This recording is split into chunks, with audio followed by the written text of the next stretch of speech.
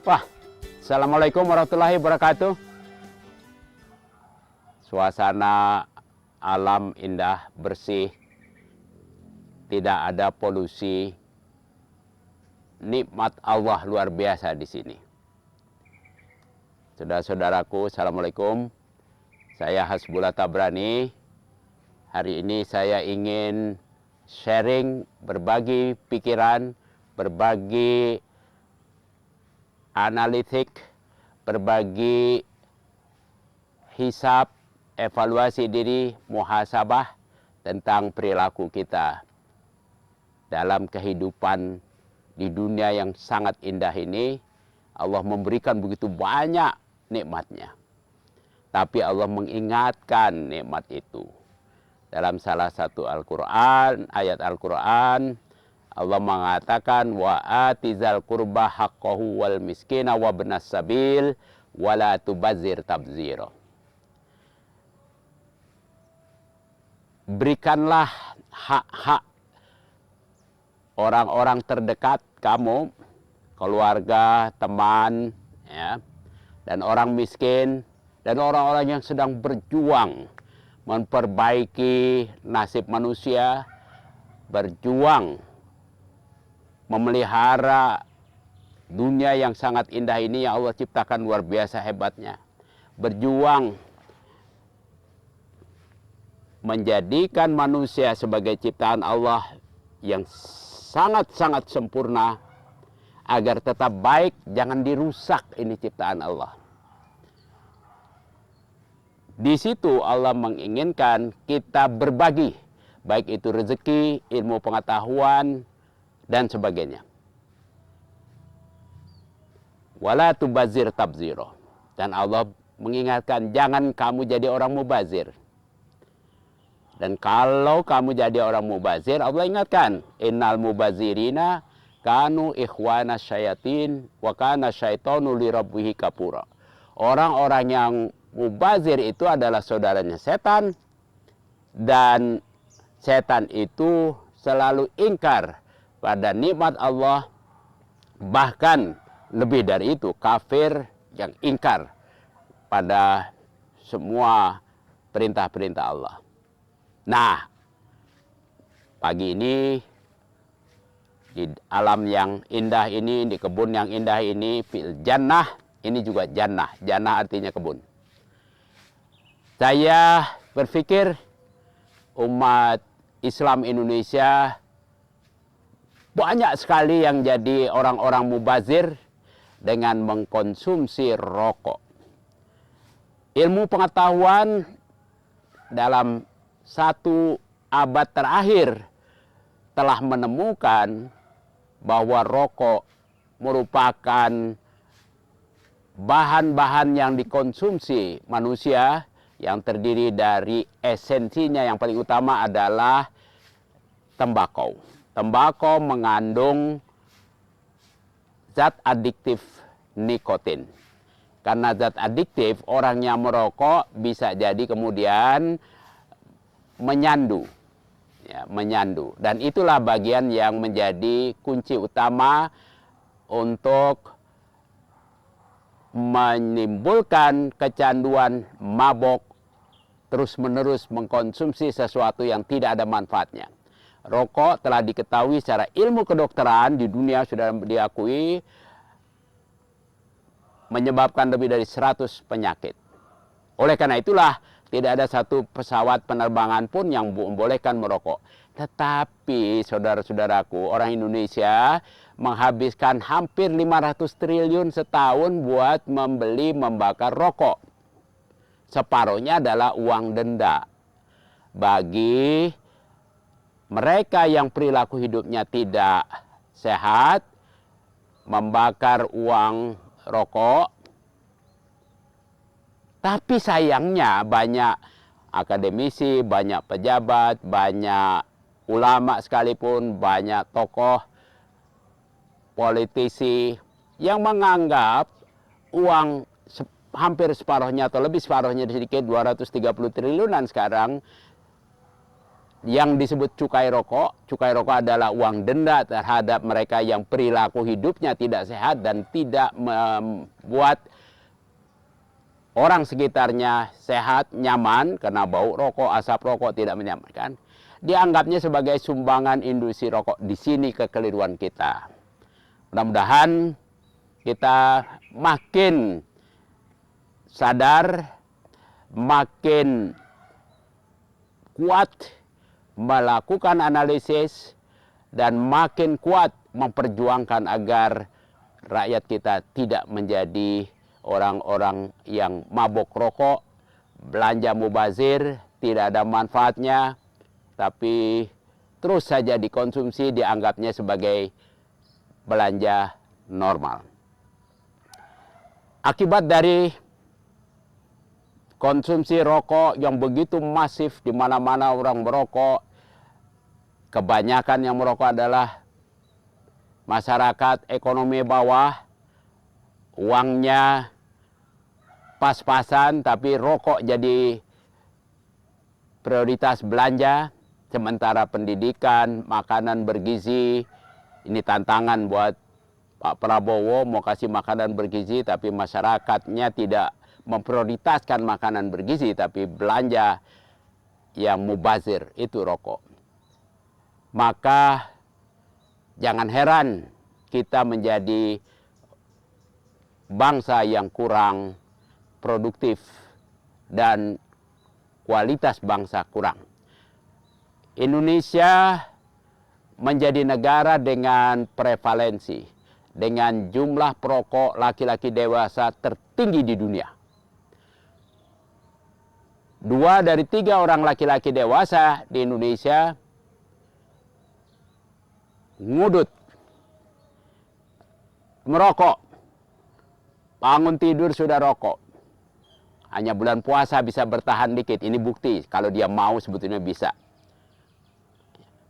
Belanja rokoknya nomor 2 setelah beli beras. Ini mubazir sekali. Kita juara dalam hal merokok. Tetapi coba cek berapa kali kita juara Asian Games, juara pertama atau juara kedua, apalagi Olimpiade. Asian Games saja kita belum pernah jadi juara ke-3. Padahal di Asia kita penduduk dengan negara dengan jumlah penduduk nomor 3 terbesar di Asia. Setelah India, Cina, baru Indonesia. Tetapi bagi urusan kehidupan yang memboroskan uang yang terbatas, tidak investasi untuk masa depan yang baik, kita jadi juara. Dan jangan heran pula kalau ya, industri rokok, orang-orang yang berkepentingan dari jualan rokok yang nilai jualannya sebetulnya yang masuk di kantong mereka itu sekitar separuhnya, 250 triliunan. Karena yang separuhnya adalah uang denda buat rakyat yang perilaku hidupnya tidak sehat, buat rakyat yang meracuni dirinya sendiri, meracuni anggota keluarganya, meracuni teman-temannya yang ada di sekitarnya, entah itu di kantor, di sekolah, atau di universitas, atau di tempat pengajian sekalipun. Ya, maka kita menjadi bangsa yang double mubazir, membuang belanja yang tidak produktif, mencegah masyarakat kita menjadi orang yang produktif, yang tidak bisa membuktikan diri menjadi juara di Olimpiade, Asian Games, SEA Games, dan lain-lain sebagainya. Mari saudara-saudaraku, kita introspeksi diri. Kita hisap diri, kita renungkan. Pemerintah sedang berjuang membangun negeri ini agar 100 tahun setelah merdeka, 2045, kita bisa mencapai generasi emas. Manusia-manusia yang mampu bersaing, bukan generasi cemas.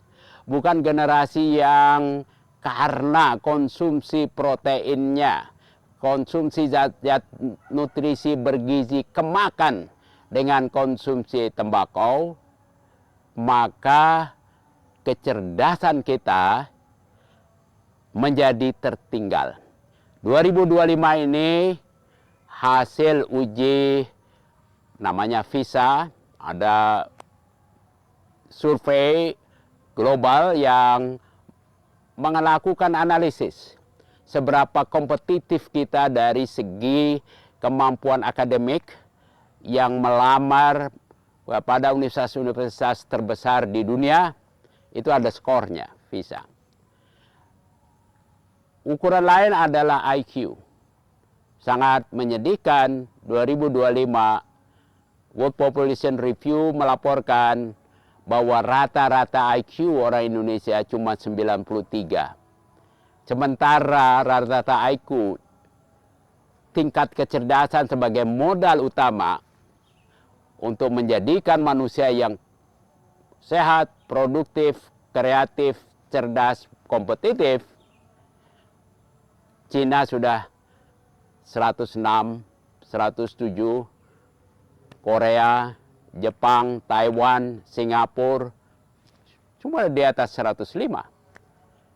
Cuma Iran, negara yang mayoritas Muslim, yang rata-rata IQ-nya 104. Tapi kita di Indonesia jauh sekali tertinggal. Bagaimana kita mau bersaing? Jadi saya berharap para pejabat kita yang punya komitmen membangun generasi emas, mari kita sama-sama mengingatkan masyarakat jangan tergoda oleh mereka yang sedang mencari cuan, mencari untung dari jualan rokok, jualan tembakau. Kita bisa alihkan petani tembakau menjadi petani komoditas lain yang lebih menguntungkan. Kita bisa pindahkan para pekerja rokok yang katanya bergantung dari industri rokok untuk industri lain.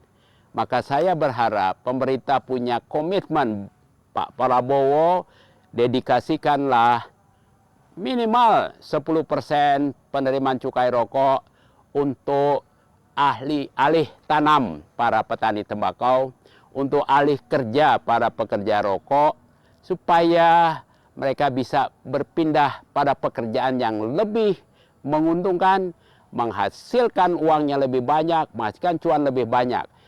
Pekerja rokok dan petani tembakau bukan orang-orang yang harus bekerja di situ, tapi mereka mencari uang. Kita carikan, kita gunakan dana cukai rokok untuk membangun kualitas keterampilan mereka untuk mencari pekerjaan yang lebih menguntungkan. Sederhana, saudara, yang penting ada kemauan, di situ ada jalan.